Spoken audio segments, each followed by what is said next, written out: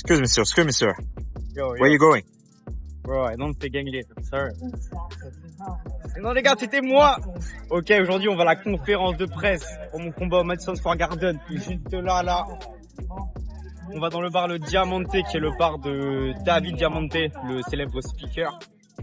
Voilà, je sais pas comment ça va se passer, ça va être en anglais, je suis pas du tout prêt, mais vas-y, on va y aller au talent, tu connais, de toute façon c'est la boxe qui parle. Et puis voilà, ah oui, et avant, partenariat commercial. J'ai le plaisir de vous annoncer que cette vidéo est sponsorisée par Personne, faut être là, t'es en retard, chacal.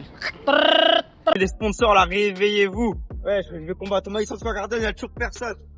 Eh, moi je vous le dis, hein, c'est pas quand je serai sur le toit du monde machin, il faudra venir me parler, ça sera fini. Donc montez dans le train maintenant, envoyez-moi vos requests dans mes DM, dans mes mails, dans tout ce que vous voulez.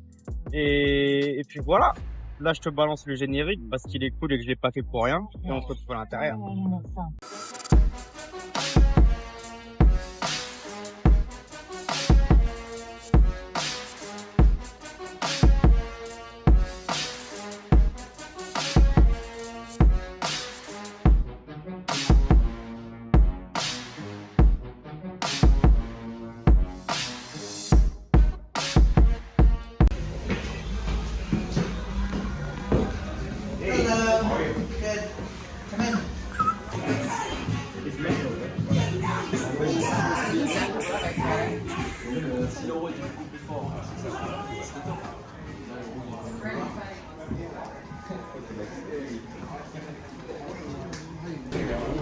Ladies and gentlemen, competitors in the 132-pound senior elite male division, we have Bastian Martinez, and he will be facing either Kobe Williams or Christopher Houston.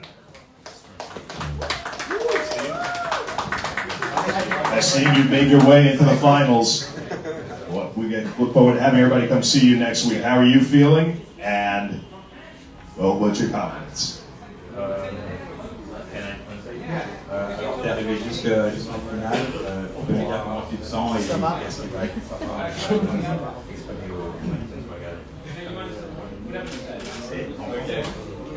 me sens très bien, je me sens très dur.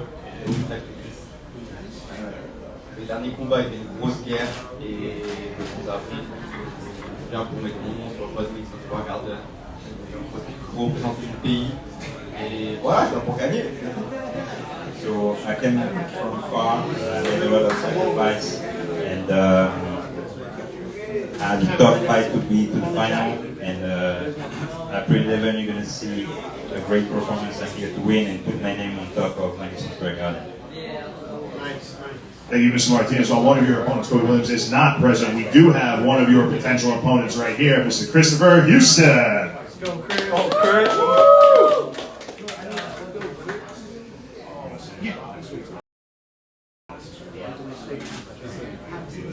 It's an honor to even step into Madison Square Garden level and compete. Shout out to all the fighters that made it, all the fighters that's trying to make it too. Again, it's an honor to even be there. Ladies and gentlemen, Christopher Houston.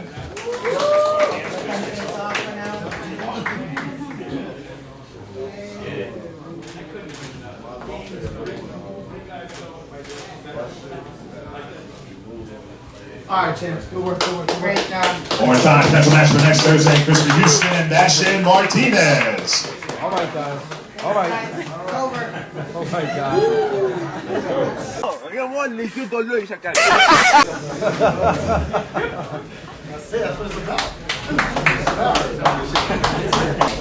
Oh putain, il pue de la gueule. Arena, Madison Square Garden. Tickets are available now at Ticketmaster.com. Group rates available as well. Next Thursday, April 11th, the theater at Madison Square Garden.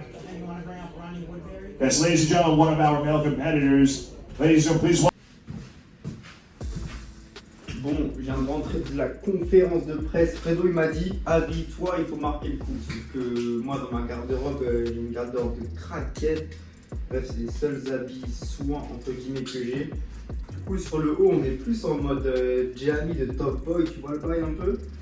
Et en bas on est plus sur le daron de Stevie dans Malcolm. Pour revenir sur la conférence de presse, le mec avec qui j'ai fait le face-off, c'est même pas sûr que ce soit lui que j'affronte en fait. Ce mec-là, il va boxer le mec que j'ai battu lors de mon dernier combat. Donc, il s'appelle Kobe, le mec que j'ai battu lors de mon dernier combat. Donc, bref, le mec avec qui j'ai fait le face-off, il va affronter Kobe ce vendredi. Là, on est mardi. Il va l'affronter vendredi. Et le vainqueur, il boxera contre moi le jeudi suivant au Madison Square Garden.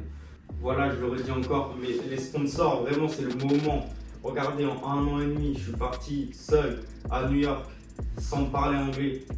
Bon, vas-y là, j'ai pas parlé anglais non plus, mais en vrai, j'aurais pu, tu vois, mais vas-y,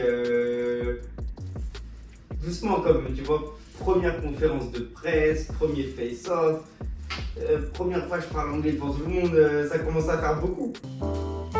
Ça fait beaucoup là, non? Donc, calme, mais je vous jure que je parle un petit peu anglais quand même. Donc, bref. Un jeune Français qui est parti comme ça tout seul à New York et qui en moins de 1 an et demi a fait champion de New York et là se retrouve en finale des Golden Gloves au Madison Square Garden.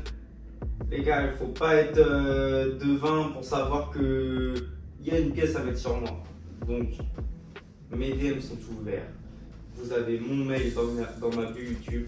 Vous avez tous mes réseaux, Insta, TikTok, tout ça. N'hésitez pas à me contacter, qu'on travaille ensemble, que vous ayez un représentant français ici à New York. Et puis voilà. Alors, qu'est-ce que tu penses de la vie américaine? Alors, la vie américaine, moi je peux te dire ce que je pense de la vie new-yorkaise, parce qu'à part New York, j'ai été nulle part aux États-Unis. Franchement, ça me plaît dans le sens où, moi qui ai tendance à être un peu feignant sur certaines choses, ici tu peux pas être feignant, tu vois. Et si tu es feignant, c'est fini pour toi. Faut que je me débrouille tout seul pour tout. Donc du coup, ça me permet de tenir un rythme. Bon, c'est pas forcément simple tous les jours, mais au moins je sens que je progresse sur tous les plans, tu vois. Humainement, physiquement, sportivement, mentalement, spirituellement, enfin tout. Donc non, franchement, c'est cool. C'est un bon cadre. J'adore la vie ici. Mais je pense que il faut vraiment être ici quand on est jeune parce que honnêtement, je ne me vois pas vraiment vieillir ici. Mais quand je dis vieillir, c'est genre arriver peut-être à 50, 60 ans et être ici. Je pense que la vie, elle me tuera avant ici. C'est trop. Attention quand tu parles de vieillir parce que ouais. je peux être très sensible sur ce... C'est pour ça que j'ai dit 50, 60. Est-ce que la boxe, telle que tu la voyais aux États-Unis, est-ce que c'est conforme à ce que tu imaginais aussi? C'est même encore mieux, dans le sens où ici, t'as pas de limite en fait. T'as pas de limite, tu sais. Mais en fait, rien qu'un truc, la semaine dernière, j'ai fait une interview avec un journal français. Et donc, je lui disais plus ou moins pareil qu'à toi, que voilà, j'avais rencontré Fred grâce à un article de journal sur 2 Français qui allaient boxer au Madison. Et donc ça, c'était il y a genre 4 ans, tu vois, c'était en mars 2020. Et en vrai, du coup, c'est là que j'ai percuté. Mais il y a 4 ans, c'était plus ou moins mon rêve d'aller boxer au Madison. Et là, j'y suis. Tu vois, et en fait, ça me montre juste qu'ici, il n'y a pas de limite si tu te donnes les moyens, si tu t'entoures de bonnes personnes et tout. C'est vraiment une ville avec des opportunités, donc forcément en boxe. Donc non, c'est grave encourageant. Tu te dis que c'est pas réservé qu'aux autres. Surtout quand tu es en France, tu regardes les boxeurs étrangers aux États-Unis et tout. Tu penses que tu es à des années-lumière d'eux, mais en fait pas forcément. C'est juste que tu n'as pas le même entourage, tu n'as pas la même éducation non plus. Mais en termes de boxe pure et dure, on n'est pas si loin que ça, tu vois. Tu as énormément progressé, j'imagine, depuis que tu es là. C'est Ouais. énorme. Surtout sur, même pas que physiquement, mais sur mon intelligence dans le ring, tout ça, ma manière de boxer, de construire mes combats. Avant, je boxais un peu quand j'étais en France en automatique en fait.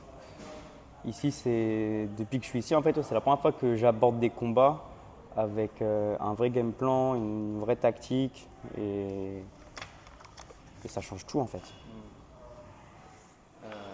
Et c'est aussi fonction de l'adversaire, tes game plans. Quand on a la chance de le connaître avant, ouais. Mais sinon, on essaye, en tout cas en amateur. Le but, c'est d'être polyvalent, d'essayer de s'adapter. De toute façon, en fait, on n'a que 3 rounds. Donc, même si on a un game plan, ça va quand même très vite. On ne va pas avoir le temps forcément de construire un combat de A à Z. Il faut s'adapter très vite. Mais grâce aux entraînements que je fais, en tout cas, ça marche. Donc, Comment tu définirais ton style de boxe, ou en tout cas ton profil, si tu pouvais le décrire? je suis plus un contreur, quelqu'un qui boxe, qui va attendre que le mec fasse la faute pour le punir derrière. C'est pas forcément moi qui va aller en premier, vu que pour ma catégorie j'ai quand même une grande allonge. Je peux me permettre de boxer un peu en reculant. En plus, en tant que gaucher, je suis un peu chiant à boxer. Donc ce serait un peu mon style, ouais, c'est de la distance et travailler en contre et sortir beaucoup de jeux de jambes. J'aime bien être mobile quand je suis dans le ring et me balader un peu partout pour pas qu'on puisse m'attraper en fait. Mais je sais aussi, mais c'est pas forcément mon style de prédilection, mais je sais aussi rentrer dedans quand il le faut. Et ce sera la tactique de la semaine prochaine, ça justement. Ah oui? Ouais. Pourquoi tu as décidé la semaine prochaine vous avez décidé? Parce que, donc, je sais pas, je suis pas encore sûr à 100% du mec que je vais rencontrer, mais il y a moyen que ce soit le mec que j'ai battu en demi-finale qui va peut-être se faire repêcher. Et donc ce mec, avant que je le batte, il était invaincu, tu vois. Il était considéré comme le meilleur boxeur amateur de New York. Il m'avait déjà battu 2 fois avant que je le batte la dernière fois. Et tu vois, moi en tant que Français ici, il faut forcément que j'en fasse 3 fois plus que les autres pour gagner. Je ne peux pas me permettre de faire un combat où c'est mitigé. Tu veux dire pour l'arbitrage? Ouais. Et la dernière fois que je l'avais boxé, ce mec, on avait fait un combat, franchement, pour moi, je pense que je le prenais. Tu vois, c'était pas archi net, mais j'étais quand même pour moi devant.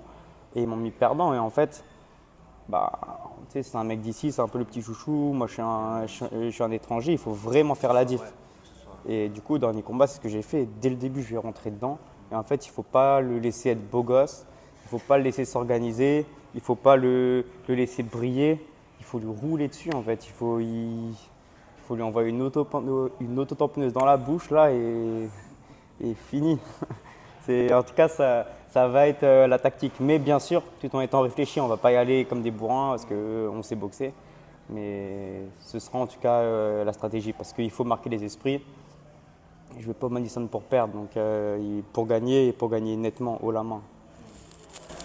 Alors justement, le Madison, tu en as un peu parlé. Comment tu appréhendes tu vas réussir à faire abstraction du contexte ou au contraire tu vas te laisser un peu envahir pour profiter des souvenirs et tout? Franchement, je suis peut-être un peu spécial par rapport à ça, mais j'arrive à très bien gérer la pression. En fait, pour moi, c'est pareil que si je boxais dans un gymnase à Saint-Ouen, par exemple. C'est Madison, pas Madison, Brésil, pas Brésil. Brésil ou pas, on bat les couilles. Brésil ou pas, Ronaldinho, machin chouette, rien à foutre. Bah les couilles. Ouais, bien sûr. Non, je pense que ça va quand même faire un truc. Mais en tout cas, pour le moment, ça me fait rien de me dire. Enfin, je suis content et je suis fier de moi et c'est un aboutissement, mais c'est qu'une étape. Mais je ressens de la bonne pression, on va dire. Mais c'est pas du tout quelque chose qui va me paralyser ou me tétaniser le jour du combat. Mais c'est pas parce que je vais boxer devant 500 personnes ou 5000 personnes que, en tout cas, je pense que ça va changer quelque chose. Parce que peu importe le nombre de personnes qu'il y a, en général, je calcule même pas en fait. Enfin, je suis tellement concentré dans mon combat que je lève la tête à la fin quand j'ai gagné, tu vois. Et c'est là que je prends en compte le nombre de personnes qu'il y a dans la salle en fait. Tu as fait combien de combats depuis que tu as commencé à bosser? Tu tiens les comptes? La dernière fois, j'ai essayé de compter, mais c'est dur. Hein, mais je crois que je suis pas sûr, hein, mais il me semble que je suis à 38, quelque chose comme ça, ouais. Et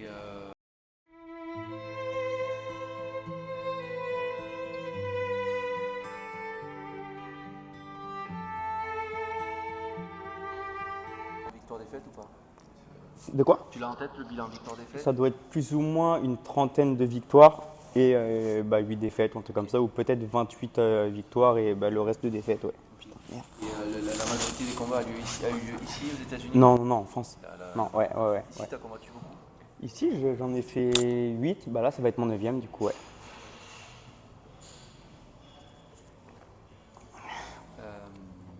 Donc, tu as fait les qualifs pour arriver là, je pense? Du coup, en fait, vu que l'année dernière, au mois de juillet dernier, j'ai gagné le tournoi de New York, ça m'a classé numéro 1.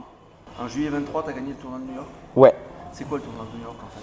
C'est en gros, il y a 3 principaux tournois à New York, dont les Ringmasters, c'est quand même le plus prestigieux. Donc il y a le New York Tournament, les Metro et les Ringmasters. Donc j'ai gagné le New York Tournament, donc c'est un des tournois. C'était où ça? C'était là, en plus, c'était à Manhattan. Mais c'était à quel... Ah, c'était Non, c'était à Classic Car Club, la finale. Ouais, c'était vénère. C'est une belle salle? Ouais, franchement, c'était un club de voitures, de luxe et tout, ouais. Ah, c'était lourd. Classic Car Club. Ouais, c'est à Hudson River. Ouais. Et même, c'était en mode un peu... Il y avait Madonna, il y avait Carmelo Anthony et tout. Non, c'est ouais. T'as boxé devant Madonna et Carmelo? Ouais. Ouais. Ok. Super. Et donc après, en novembre dernier, j'ai fait les Metro, donc il y a un autre tournoi majeur amateur à New York. Et donc c'est là où j'ai perdu contre le mec là. Et donc du coup, j'ai fait vice-champion et ça m'a classé numéro 2. T'as perdu en finale? Ouais. Et vu que j'ai été classé numéro 2, j'ai commencé pour les Ringmasters en haut du tableau. Donc j'ai commencé directement en quart de finale. Et après, moi du coup, j'ai celui qui a fait le moins de combats parce que j'ai celui qui a tout gagné. Si j'avais perdu, j'aurais été dans le tableau des perdants et j'aurais dû faire d'autres combats. C'est pour ça que là, les autres, ils vont boxer vendredi pour m'affronter moi le jeudi d'après. C'est dans quelle catégorie? En 132 pounds, ça fait 60 kilos. Sur les adversaires que tu as affrontés ici, tu arrives à dire s'il y a un style de boxe ici, new-yorkais ou américain? C'est différent? En vrai, le mec que je te parle, je pense qu'il a typiquement le style américain, le style new-yorkais, tu vois. C'est vraiment lui. Comment tu pourrais le définir, ce style? Franchement, ouais, c'est ça. Non, mais il a tout dit. C'est genre qui fait briller en fait. Ouais. Même si jamais le mec il va même pas forcément te faire mal ou quoi, il va donner l'impression que oh putain c'est une dinguerie alors qu'en vrai rien du tout. Mais parce que le mec il est beau gosse tout ça, et c'est pour ça que au combat il faut lui rentrer dedans, il faut pas lui laisser être beau gosse. Ouais c'est ça. T'as vu Raging Bull de Scorsese? Vous l'avez vu? Ouais, c'est un classique. Il est trop vieux le film, j'ai pas pu le regarder. Mais c'est sur la mota, non? Ouais, c'est ça. Ouais. Tout le monde lui répète à un moment, un adversaire, il est beau, même sa femme, à un moment, il dit qu'il est pas mal. Le mec, il détruit, il dit maintenant, il est beau là. De quoi on pourrait parler d'autre? Tu me dis quelques mots sur lui? Ouais. Qu'est-ce que tu penses de sa progression depuis qu'il est ici? Comme il disait, tu vois, pas seulement sur le plan de boxe, mais aussi en tant que personne. Tu vois, il a beaucoup évolué. Bastien, à la base, c'est quelqu'un qui était introverti en français. Il était super introverti. Et en gros, depuis qu'il est là, il s'est un peu ouvert aux gens. Tu vois, il est un peu plus social et tout. Tu vois, il y a beaucoup de progrès. Au départ, moi, ce que j'encourage les jeunes à faire, en fait, c'est de développer leur image. Tu vois, parce qu'il faut comprendre, quand tu es un boxeur amateur qui veut passer pro, qui veut en choisir, qui veut en faire une carrière, en fait, il faut développer tous ces attributs en dehors du ring. Et moi, tu vois, j'ai poussé un peu cet aspect, vas-y Bastien, force-toi à faire des vidéos. Au début, on avait fait des vidéos, j'ai dit t'inquiète, ça reste sur Boxing Culture, pas beaucoup de gens vont le faire, on va faire un système d'abonnés, comme ça ceux qui payent verront les vidéos. Et heureusement, on a fait ça parce que c'était heureusement, terrible, pas beaucoup de gens ont payé. Voilà, exactement. Mais au final, c'était un petit training.